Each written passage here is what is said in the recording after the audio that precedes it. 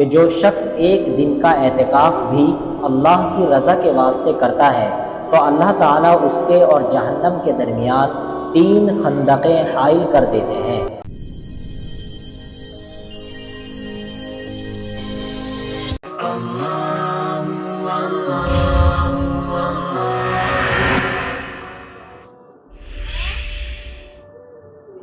السلام علیکم ورحمۃ اللہ وبرکاتہ۔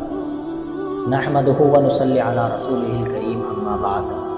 محترم سامعین، اعتکاف کے معنی ہیں ٹھہرنا، اور شریعت میں مرد کا ایسی مسجد میں جس میں 5 وقت نماز با جماعت ادا ہوتی ہو، اس میں عبادت کی نیت سے ٹھہرنے کو اعتکاف کہتے ہیں۔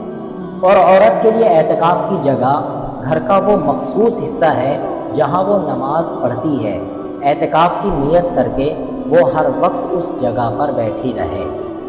حضرت ابن عباس رضی اللہ تعالیٰ عنہ فرماتے ہیں کہ میں نے حضور اقدس صلی اللہ علیہ وسلم کو ارشاد فرماتے ہوئے سنا کہ جو شخص ایک دن کا اعتکاف بھی اللہ کی رضا کے واسطے کرتا ہے تو اللہ تعالیٰ اس کے اور جہنم کے درمیان 3 خندقیں حائل کر دیتے ہیں، جن کی مسافت زمین و آسمان کی مسافت سے بھی زیادہ چوڑی ہے۔ اور ایک حدیث کے اندر آتا ہے کہ اعتکاف کرنے والا گناہوں سے محفوظ رہتا ہے، اور وہ جن نیکیوں کو اعتکاف کی وجہ سے نہیں کر سکتا ان کا ثواب بھی اسے اسی طرح دیا جاتا ہے جس طرح ان نیکیوں کے کرنے والے کو دیا جاتا ہے۔ اچھا، اگر کوئی شخص اعتکاف کی منت مانے، مثلا یوں کہے کہ اگر میرا فلاں کام ہو گیا تو اللہ کے واسطے 3 دن کا اعتکاف کروں گا، یا کسی شرط پر معلق کیے بغیر کہیں کہ میں اللہ کے واسطے 2 دن کا اعتکاف کروں گا، تو اتنے دنوں کا اعتکاف اس پر واجب ہو جائے گا۔ اور اگر منت مانے بغیر یوں ہی اعتکاف میں بیٹھے تو وہ اعتکاف مستحب ہوگا۔ جب واجب اعتکاف کے لیے روزہ شرط ہے۔ اعتکاف کرنے والا جب تک اعتکاف میں رہے گا اسے مسلسل ثواب ملتا رہتا ہے، خواہ وہ سوتا رہے، کوئی لمحہ اور سیکنڈ عبادت اور ثواب سے خالی نہیں گزرے گا، فضول کاموں، جھگڑوں اور گناہوں سے محفوظ رہتا ہے۔ رمضان کے آخری عشرے میں اعتکاف شب قدر کے حاصل کرنے کا بہترین ذریعہ ہے، اس سے شب قدر یقینی طور پر مل جاتی ہے۔ اچھا، اعتکاف کی شرطیں کیا کیا ہیں؟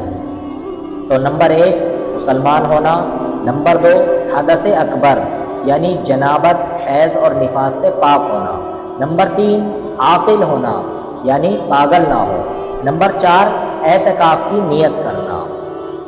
اعتکاف کے مستحبات یعنی مستحبات ان کو کہا جاتا ہے کہ جن کو اگر کر لیا جائے تو ثواب ملتا ہے، اور اگر نہ کرے تو اس پر کوئی گناہ بھی نہیں ہے۔ تو سب سے پہلے آتا ہے عبادت کرنا، دوسرا ہے تلاوت کرنا، تسبیح اور درود شریف پڑھنے میں مشغول رہنا، نمبر 2 دینی علوم کا پڑھنا اور پڑھانا، نمبر 3 انبیاء، صحابہ اور اولیاء اللہ کے واقعات پڑھتے رہنا، نمبر 4 وعظ و نصیحت کرنا۔ یہ تمام چیزیں اعتکاف کے مستحبات کے اندر شامل ہیں۔ اب وہ کام جو اعتکاف میں جائز ہیں، تو پاخانہ پیشاب کے لیے اعتکاف کی جگہ سے نکلنا، فرض غسل کے لیے نکلنا، معتکف میں کھانا پینا، سونا اور گھر کی ضروری بات کرنا، اور اگر کوئی کھانا پانی دینے والا نہ ہو تو اس کے لیے بھی نکلنا درست ہے۔ اعتکاف کے مکروہات یعنی وہ چیزیں جو اعتکاف میں ناپسندیدہ ہیں، تو وہ ہے بالکل خاموشی اختیار کرنا اور اسے عبادت سمجھنا، لڑائی جھگڑا کرنا، بیہودہ باتیں کرنا، یہ تمام چیزیں اعتکاف میں ناپسندیدہ ہیں۔ اب وہ چیزیں جن سے اعتکاف ٹوٹ جاتا ہے یعنی اعتکاف کے مفسدات، تو سب سے پہلے ہے کسی عذر کے بغیر جان بوجھ کر یا بھول سے اعتکاف کی جگہ سے باہر نکلنا۔ اگر بیماری کی وجہ سے نکلے گا تو بھی اعتکاف ٹوٹ جائے گا۔ نمبر 2 حیض یا نفاس کا آنا، نمبر 3 شوہر کا بیوی سے ملنا، نمبر 4 عذر سے نکلنے کے بعد ضرورت سے زیادہ ٹھہرنا، تو ان تمام چیزوں سے اعتکاف ٹوٹ جائے گا۔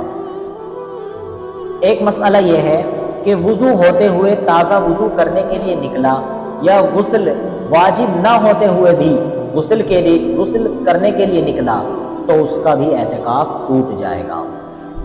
اچھا، واجب اعتکاف اگر ٹوٹ جائے تو جتنے دن کے اعتکاف کی نیت کی تھی اتنے دن کے اعتکاف کی قضا واجب ہوگی، لیکن اگر سنت اعتکاف کے ٹوٹ جانے کی صورت میں صرف اسی دن کی قضا واجب ہوگی جس دن کا اعتکاف ٹوٹا ہے۔